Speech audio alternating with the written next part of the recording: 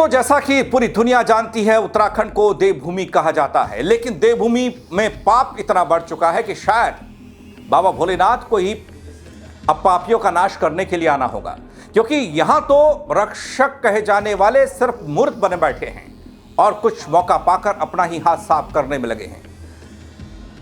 क्यों? सही कहा ना। अब तो चंपावत में जो हुआ है ये तो सब जानते हैं, लेकिन ये क्यों हुआ इसको कोई नहीं जानता। इसकी तो बात करूंगा, लेकिन चंपावत में उस रात उस कमरे में जिस तरह की घटना को अंजाम दिया गया, उसकी तस्वीरें भी अब सामने आ रही हैं। बताया जा रहा है खुलकर, सुलगते सवालों के जवाब खोजे जा रहे हैं और जनाक्रोश भी बढ़ रहा है। पूरी खबर बताऊंगा आपको। दोस्तों नमस्कार, पहला मैं पंकज रौतेला, आप देख रहे हैं अपना उत्तराखंड न्यूज। दोस्तों, देवभूमि है तो कर्म भी कुछ वैसे ही करो भाई। जहां बेटियों को देवी का स्वरूप माना जाता है, पूजा जाता है, क्या आज उसी देवभूमि में बेटियां इंसाफ के लिए तड़प रही हैं? कोई मरकर तो कोई अधमरा होकर। अब अंकिता भंडारी को मरने के बाद जहां पूरा इंसाफ नहीं मिला, वहीं चंपावत की एक गुड़िया को जीते जी न्याय मिलने में हो रही देरी बड़े सवाल खड़े कर रही है। सबसे बड़ा सवाल, आखिर कानून का डर खत्म क्यों होता जा रहा है? दोस्तों, चंपावत के एक कमरे में एक बेटी के साथ हैवानियत की सारी हदें पार हो गई। घटना ने पूरे उत्तराखंड को झकझोर कर रख दिया। एक 16 साल की नाबालिग बेटी जिसके साथ दरिंदगी के आरोप लगे, एक 70 साल का दिव्यांग पिता जो अपनी बेटी के लिए इंसाफ मांगते हुए दर दर भटकता रहा, और दूसरी तरफ वे आरोपी जिन पर इतने गंभीर आरोप लगे हैं। और ये अब तक सामने नहीं आ पाया कि आरोपियों की गिरफ्तारी हुई या फिर नहीं। आखिर क्यों? क्या पुलिस के हाथ इतने कमजोर हो चुके हैं दगड़ियों, या फिर राजनीतिक रसूख कानून से भी बड़ा हो चुका है? दोस्तों, क्योंकि इस मामले में जिन नामों की चर्चा हुई उनमें बीजेपी के नेता का नाम भी शामिल बताया गया। यही वजह है कि अब लोगों के मन में शक और शंका के साथ गुस्सा दोनों बढ़ता जा रहा है। दोस्तों, चंपावत के कमरे में चीखें, गुड़िया का डर, उसकी बेबसी क्या किसी से महसूस की होगी? लेकिन दुख की बात यह है कि यहां बहस इंसाफ की कम और राजनीति की ज्यादा होती दिखाई दे रही है। अब जब बात राजनीति की हो रही है तो बीजेपी वालों की तरफ से इस मामले में कोई प्रतिक्रिया नहीं आई, लेकिन कांग्रेस वाले इस मामले में खूब सवाल उठा रहे हैं। कांग्रेस के वरिष्ठ नेता और चक्राता विधायक प्रीतम सिंह कहते हैं कि हम लगातार कानून व्यवस्था को लेकर सवाल खड़े करते आए हैं, और देखा जाए तो प्रदेश में महिलाओं के प्रति लगातार अपराध बढ़ रहा है। और चंपावत में जो घटना घटी,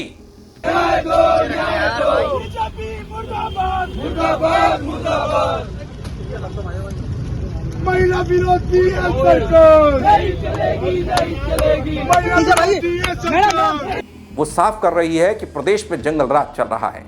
पुलिस भी केवल खाना पूर्ति करने का काम कर रही है। सुनिए प्रीतम सिंह के ये तमाम बड़े आरोप और वो सवाल।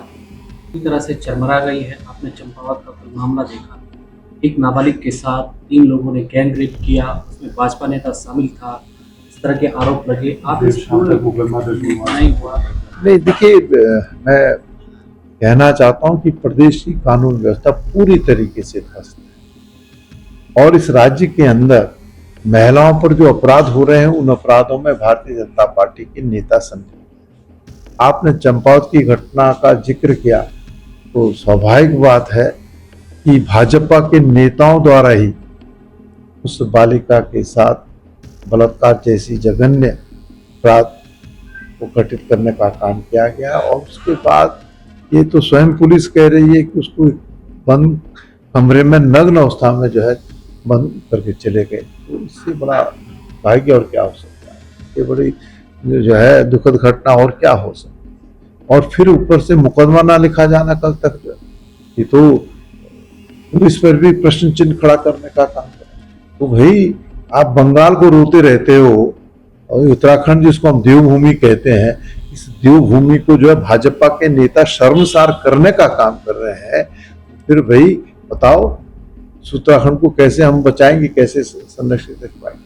जो घटनाएं घटित हो रही है उसकी कड़े शब्दों में हम निंदा करते हैं, भ्रष्टाचार करते हैं। लेकिन दोस्तों, एक तरफ पीड़िता का परिवार न्याय मांग रहा है, दूसरी तरफ आरोपी पक्ष उसे राजनीतिक साजिश बता रहा है। और इस बीच सबसे अहम सवाल पीछे छूट रहा है, आखिर उस बेटी को इंसाफ कब मिलेगा? दोस्तों, जब कुछ लोग इस तरह के बैनर के साथ सवाल करने लग जाएं तो फिर क्या करेंगे आप, क्या कहेंगे आप? नेता, सत्तासीन लोग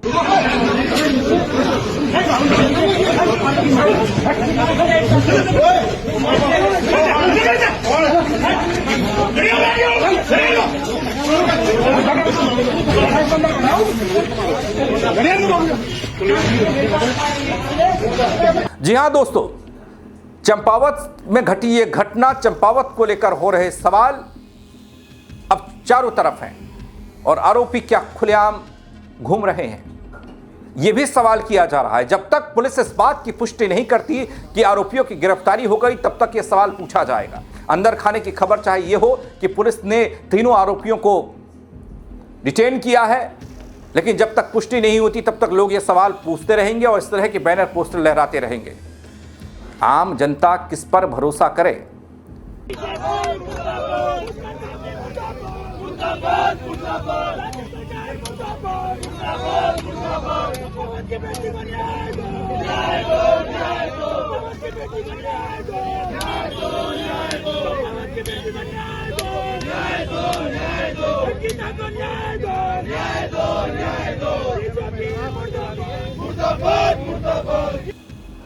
क्या सिर्फ बयान देने से न्याय मिल जाएगा? क्या सिर्फ जांच का भरोसा काफी है, या फिर जनता, आप, हम सब अब कार्रवाई देखना चाहते हैं, वो एक्शन देखना चाहते हैं जिस एक्शन के बल पर ऐसी घटनाएं अपनी देवभूमि उत्तराखंड में ना घटे। लोग पूछ रहे हैं, बल रगड़ियों, अगर आरोपी निर्दोष हैं तो खुलकर सामने क्यों नहीं आ रहे, और अगर दोषी हैं तो पुलिस क्यों नहीं ठोस कार्रवाई कर रही? तो बहुत भोले होते हैं। देखो, परिजन और बेटी को क्या पता कि बाप किन किन कृत्यों में संलिप्त है। हम पुष्टि नहीं कर रहे, हम तो कह रहे हैं कि सीबीआई जांच करवाइए, क्योंकि ये मामला मुख्यमंत्री की विधानसभा का है, हाई प्रोफाइल मामला है, वीवीआईपी मामला है। जैसे वीआईपी दर्शन आपने गौतम अडानी को कराए, वैसे ही वीआईपी मामला ये भी है। तो वीआईपी अगर मामला है तो फिर उसकी जांच भी हाई स्तर की होनी चाहिए, उच्च लेवल की होनी चाहिए। और क्या बेटी कह रहे, मुझे तो केवल उन पर दया आ रही है, बेटी और पत्नी बेचारे मासूम हैं, उनको अनभिज्ञ हैं वो कि क्या क्या कृत्य उनकी नाक के नीचे होते रहे। तो कुल मिलाकर इसमें जिस तरह से पर्दा डालने की कोशिश की जा रही है, जिस तरह से रात बेरात उन लोगों को थाने में पूछताछ के लिए बिठाया जा रहा है, एक बच्ची जिसके संग गैंगरेप हुआ वो कितना मानसिक प्रताड़ना से, वेदना से गुजर रही है, उसके बाद आप उसको थाने में बिठाए रखोगे घंटों पूछताछ के नाम पर। तो कहीं ना कहीं आप देखिए, आज सुनने में आ रहा है, मैं पुष्टि नहीं कर रही हूँ इन बातों की, लेकिन सुनने में आ रहा है कि प्रलोभन दिया जा रहा है पीड़ित परिवार को। तो प्रलोभन में भी वो नहीं आ रहे हैं। और धामी जी से कहना चाहती हूँ, 1000 क्या 10,000 करोड़ रुपया अपनी छवि को सुधारने के लिए या चमकाने के लिए खर्च कर लीजिए, अब कुछ काम नहीं आएगा। क्योंकि आप जब चंपावत की जनता को अपनी छत्र छाया में नहीं रख पाए, जब उस जनता को आप संरक्षण नहीं दे पाए, तो आपको कोई अधिकार नहीं है कि आप अपनी कुर्सी पर काबिज रहें। हर अपराध में, और खास तौर पर महिला अपराध में, भाजपा का नाम क्यों आता है, भाजपा के नेता का नाम क्यों आता है? भर्ती घोटाले तो भाजपा के नेता, महिला दुराचार, दुष्कर्म, बलात्कार तो भाजपा के नेता, छोटी छोटी बच्चियों को हवस का शिकार बनाया जा रहा है। ये सत्ता का अहंकार सर चढ़कर बोल रहा है, और अहंकार तो रावण का नहीं रहा, आपका क्या रहेगा? सबसे ज्यादा दर्दनाक बात यह है दोस्तों, विरोध करने पहुंचे लोगों को भी हिरासत में लेने की खबर आई है। यानी जो सवाल उठाएगा क्या वही दबाया जाएगा? क्या यही बेटियों की सुरक्षा का सिस्टम है अपने उत्तराखंड में? दोस्तों, इस मामले में आज पूरा उत्तराखंड जवाब मांग रहा है।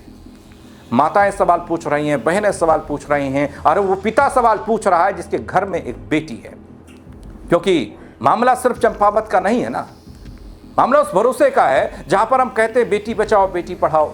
मामला उस भरोसे का है जहां पर हम महिला सशक्तिकरण का जिक्र करते हैं, जहां पर हम महिलाओं को अलग से विशेष तौर पर आरक्षण की बात करते हैं। सियासत में, खेल कूद में, तमाम सरकारी प्रतिष्ठानों में उनकी भूमिका को बेहतर देखते हैं। लेकिन ऐसी खबरें जो चंपावत से आई या फिर अंकिता भंडारी को लेकर, इंसाफ को लेकर जो शोर हो रहा है, वो डेंट लगाने वाला है। अगर इस मामले में निष्पक्ष और सख्त कार्रवाई नहीं हुई तो फिर बेटियों की सुरक्षा के दावे सिर्फ भाषण बन जाएंगे दोस्तों, चुनावी मुद्दे बन जाएंगे दोस्तों। और ऐसा लग रहा है कि वक्त है कि पुलिस सिर्फ बयान नहीं दे, बल्कि कोई ठोस कार्रवाई कर दिखाए। अगर आरोपी दोषी हैं तो उन्हें तुरंत गिरफ्तार कर कानून के तहत कड़ी सजा दी जाए। हालांकि लोग तो फांसी की मांग कर रहे हैं। अगर किसी तरह की साजिश इस पूरे मामले पर है तो उसका पर्दाफाश करने का काम भी चंपावत पुलिस का है। और सबसे ताज्जुब की बात यह है कि आईजी साहिबा खुद महिला हैं, चंपावत की एसएसपी साहिबा खुद महिला हैं, और उनसे ज्यादा उम्मीद की जाती है कि ऐसे मामलों में इंसाफ जल्द मिले और सही मिले और सब सच सामने आए। दोस्तों, जो मुझे लगता है इस पूरे मामले में राजनीति नहीं, न्याय होना जरूरी है। राजनीतिक शोर अपनी जगह ठीक है, कई जगह पुतले जलाए जा रहे हैं, कई जगह कुछ हो रहा है, लेकिन न्याय होना जरूरी है। जब बात एक नाबालिग बेटी की हो तो सत्ता, संगठन, रसूख सब कानून से नीचे होने चाहिए। दोस्तों, कोई प्रेशर नहीं होना चाहिए। लेकिन क्या यहां पर पूरी तरीके से इस चंपावत की गुड़िया को न्याय मिल पाएगा, उस बेबस पिता को न्याय मिल पाएगा, इसका इंतजार तो करना ही होगा। लेकिन सवाल थमने वाले नहीं हैं। आप भी कर सकते हैं, कमेंट के जरिए अपनी राय दीजिएगा, सवाल कर सकते हैं, शेयर कीजिएगा खबर को और लोग भी देखें तो वो भी सवाल कर पाए। फेसबुक पर देखेंगे फॉलो कीजिएगा, यूट्यूब पर देख रहे हैं सब्सक्राइब कीजिएगा। मेरे साथ जुड़ने के लिए दोस्तों आप सबका बहुत शुक्रिया। जय उत्तराखंड नगरी।